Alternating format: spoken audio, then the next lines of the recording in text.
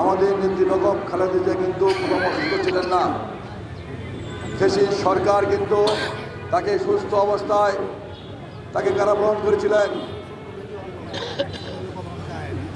কারাগারে আমাদের নেত্রী অসুস্থ করেছেন। তারপর থেকে কিন্তু আমাদের নেত্রী আর সুস্থ হননি। বাংলাদেশের মানুষ, বাংলাদেশের ডক্টররা, বিদেশি ডক্টররা কিন্তু উন্নত চিকিৎসার জন্য তাকে বিদেশে পাঠানোর অনুরোধ করেছিল। সেই সরকার আমাদের নেত্রী বেগম খালেদা জিয়াকে উন্নত চিকিৎসার জন্য বিদেশ পাঠাননি। সেই সরকার ভেবেছিল বেগম খালেদা জিয়া বিনা চিকিৎসায় কারাগারে ঢুকে ঢুকে মরে যাবেন, কিন্তু আল্লাহর রহমতে বাংলাদেশের 18 কোটি মানুষের দোয়ায় বেগম খালেদা জিয়া বেঁচে ছিলেন, বেঁচে আছেন। আমরা দীর্ঘ 16 বছর তারেক রহমানের নেতৃত্বে এই ফ্যাসিস্ট শেখ হাসিনার বিরুদ্ধে আন্দোলন সংগ্রাম করেছি।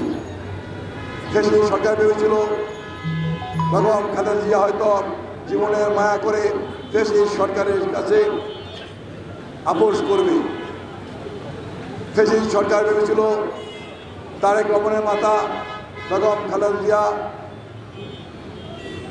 তার জীবনের বাঁচানোর জন্য তারেক রহমান হয়তো ফ্যাসিস্ট সরকারের সাথে আপোষ করবে, কিন্তু না, বেগম খালেদা জিয়া বাংলাদেশের মানুষের অধিকার আদায়ের জন্য তিনি ছিলেন আপোষের।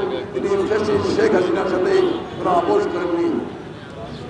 তার মৃত্যু ঘনিয়ে যাচ্ছে, বিনা চিকিৎসায় তিনি মৃত্যুর দিকে ঢলে পড়ছেন। এটা জেনেও কিন্তু বেগম খালেদা জিয়া ফ্যাসিস্ট শেখ হাসিনার সাথে কোনো আপোষ করেননি। তারেক রহমানের মা, নিজের মা মৃত্যুর কোলে ঢলে পড়ছেন, মৃত্যুর দিকে এগিয়ে যাচ্ছেন, তারপরে কিন্তু তারেক রহমান এই ফ্যাসিস্ট শেখ হাসিনার বিরুদ্ধে আন্দোলন করেননি।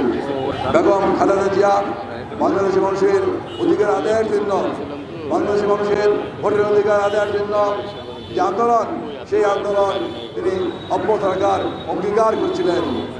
তদ্রুপ তারেক রহমান কিন্তু বাংলাদেশের মানুষের অধিকার আদায়ের জন্য, বাংলাদেশের মানুষের ভোটের অধিকার আদায়ের জন্য তিনি বাংলাদেশের যে আন্দোলন, সেই আন্দোলনকে এগিয়ে নেওয়ার আন্দোলন করেছিলেন। অর্থাৎ বেগম খালেদা জিয়া এবং তারেক রহমান কিন্তু এই ফ্যাসিস্ট সরকারের সাথে কোনো আপোষ করেননি। স্বাধীনতা ফ্যাসিস্ট বিরুদ্ধে আন্দোলন সংগ্রাম করে আমরা এই ফ্যাসিস্ট সরকারকে এদেশ থেকে বিতাড়িত করেছি, কিন্তু আমাদের মা তিনি আর কিন্তু পুরোপুরি সুস্থ হননি। এই যে অসুস্থ অবস্থায় জেল থেকে বের হয়েছেন, তিনি তারপর তার চিকিৎসার জন্য বিদেশ গিয়েছেন, ফিরে এসেছেন, কিন্তু আর পুরোপুরি সুস্থ হননি। আজকে তিনি আবার অসুস্থ হয়ে পড়েছেন, হাসপাতালে আছেন। তিনি জীবন মরণের সন্নিক্ষণে আজকে প্রস্থান করছেন। আমরা বাংলাদেশের প্রতিটি মানুষ তার জন্য দোয়া করছে। গত শুক্রবার বাংলাদেশের এমন কোনো মসজিদ নেই, এমন কোনো মাদ্রাসা নেই, এবং বিভিন্ন ধর্মের এমন কোনো প্রার্থনাগার নেই যেখানে মানুষ দোয়া করেনি, প্রার্থনা করেনি। মানুষের দোয়ায়, এই বিভিন্ন ধর্মের মানুষের প্রার্থনায় কিন্তু দেশটি বেগম খালেদা জিয়া আল্লাহর রহমতে বেঁচে আছেন এবং ধীরে ধীরে সুস্থ হয়ে যাচ্ছেন। আমরা মনে করি এটা বাংলাদেশের মানুষের, 18 কোটি মানুষের দোয়ার জন্য আজকে বেগম খালেদা জিয়া বেঁচে আছেন এবং সুস্থ হচ্ছেন।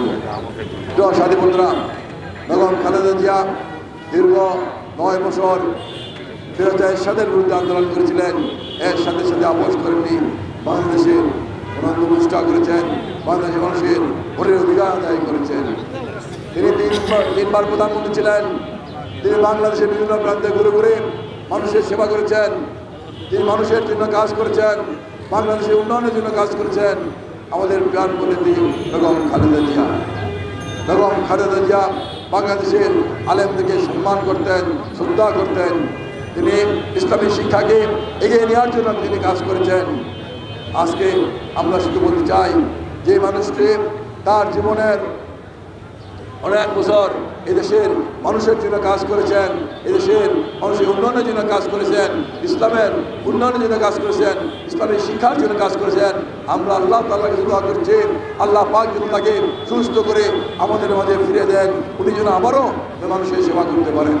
আমি আপনাদের এলাকার সন্তান, আপনাদের সাথে থাকতে চাই, আপনাদের পাশে থাকতে চাই, আপনাদের পাশে থেকে আপনাদের সুখে দুঃখে আপনাদের সাথে কাজ করতে চাই, আপনাদের সেবা করতে চাই।